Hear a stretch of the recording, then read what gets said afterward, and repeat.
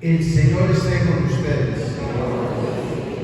Lectura del Santo Evangelio según San Juan.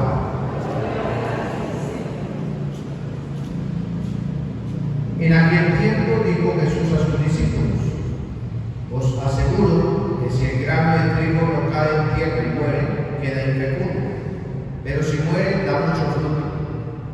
El que se ama a sí mismo se pierde, y el que se aborrece a sí mismo en este mundo se guardará para la vida eterna. El que quiera servirme, que me siga, y donde esté yo, allí también estará mi servidor. A quien le sirva, el Padre lo premiará. Palabra del Señor. Gloria a ti, Señor Jesús.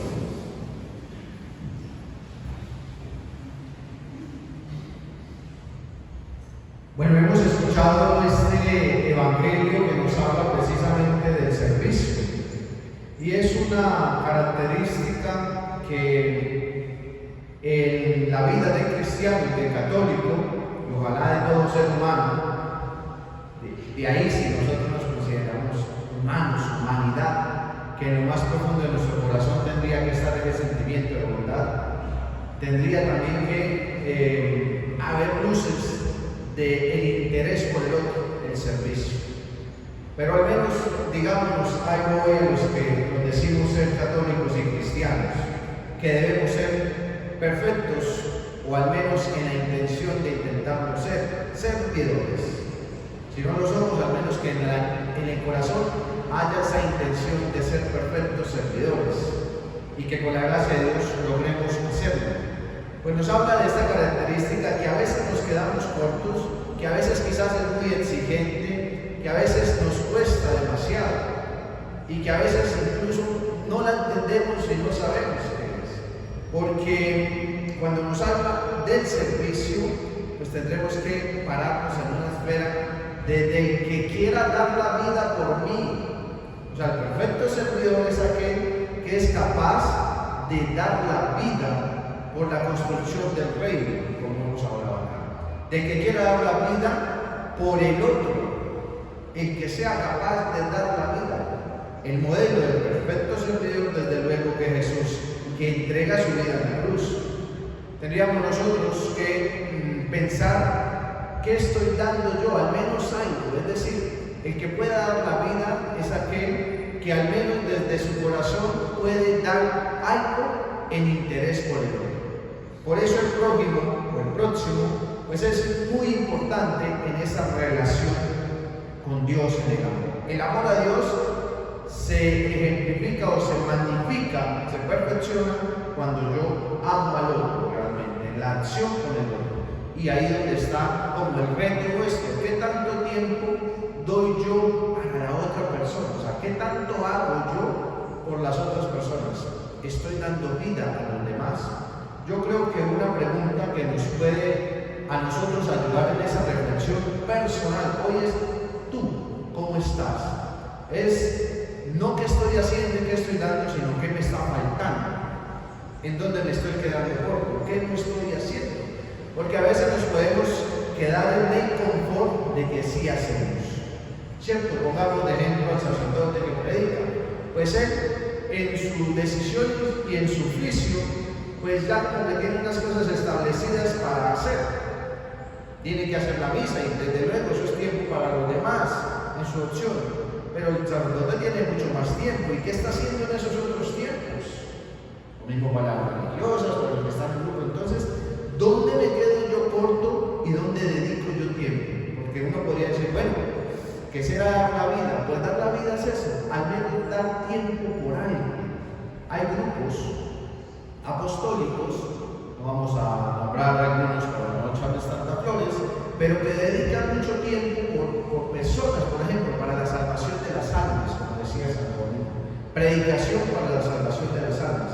Hay grupos que se dedican su vida, sus fines de semana, que dejan de hacer cosas, salen de sus propios egoísmos y sus propios tiempos para hacer retiros, jornadas, incluso sin cobrar nada, dedicar su tiempo para ir a hacer el desayuno, el almuerzo, allá en sus oficios, para que otras personas tengan un encuentro de retiro con Dios examinen su vida, dejen pecados, dejen para que se encuentren, para mostrarles ayudas y alternativas para tener una vida sana espiritual. Eso es dedicarle tiempo al otro, porque es el interés, porque la persona al menos se despoje de situaciones de dolor, de pecado que han arrastrado.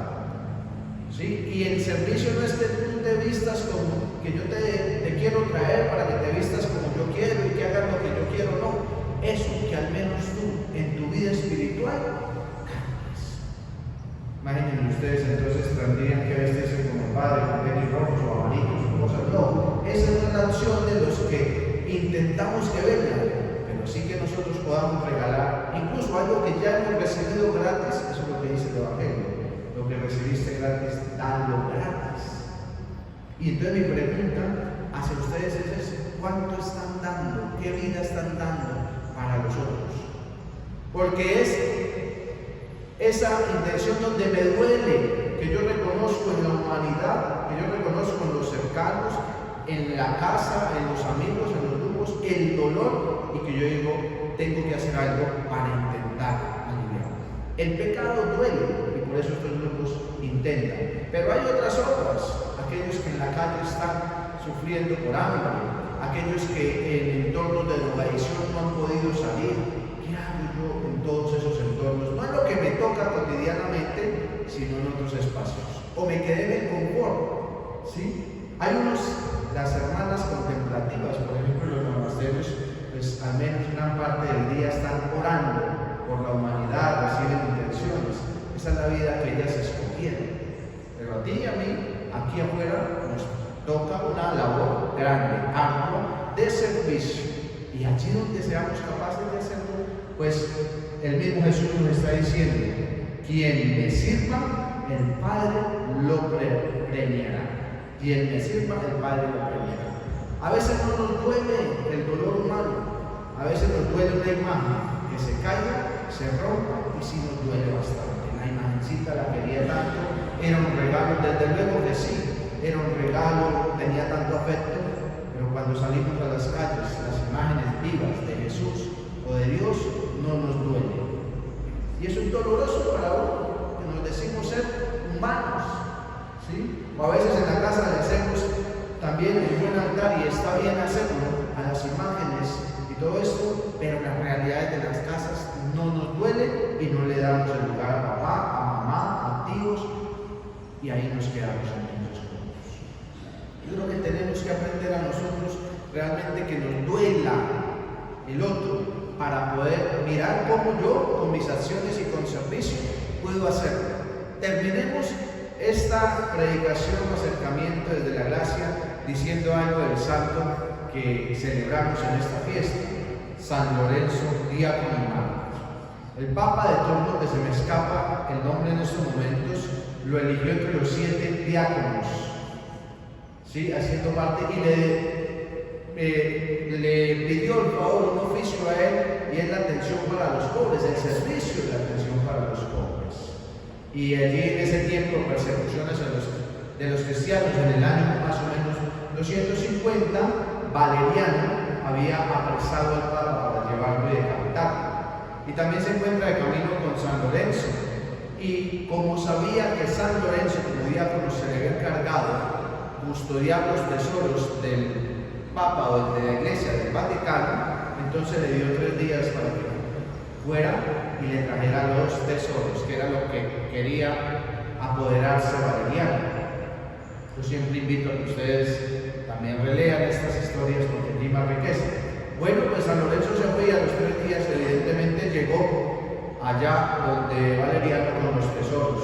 Llegó con una multitud llena de pobres, de leprosos, de lisiados, y le dijo: aquí están los tesoros de la iglesia.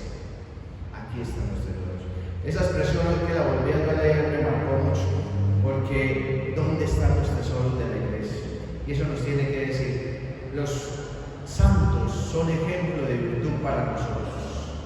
¿Qué le llevó esa reacción? Pues que este señor Valeriano lo apresara, y la historia que conocemos de San Lorenzo, pues es que lo hacen. Por eso él aparece también con una parrilla, porque lo cogen y lo montan en una parrilla. Ya esa historia es un poco dura, pero es la historia que conocemos de él. Lo ponen en una parrilla y dice que cuando ya llevaba bastante tiempo ahí, les dijo, ya me pueden dar la vuelta, ya estoy asado por este costado. Y mucho después, cuando ya se asó por ese estado, dice, ya me pueden comer. En señal incluso de burla para aquellos que disfrutaban verlo morir. Y escuchaba yo esta mañana que también es el santo a quien se le pide que en la vida cotidiana podamos tener al menos algo de humor para disfrutar incluso los dolores. Mejor que disfrutar, para tener un rato de más sobriedad y alegría. El santo que nos puede dar un sano humor. Eso lo escuchaba esta mañana. Entonces aquí vienen cosas que de los santos también podemos aprender. Sobre todo la capacidad del servicio y la capacidad de ver cuáles son los tesoros de la iglesia. Desde luego que siempre lo será como Jesús nos los pone en el Evangelio. Los grandes tesoros de la iglesia son aquellas personas, hombres y mujeres, que sufren. Esos son los tesoros de la iglesia y que tienen gritos agigantados para que alguien pueda hacer algo en su defensa. Amén.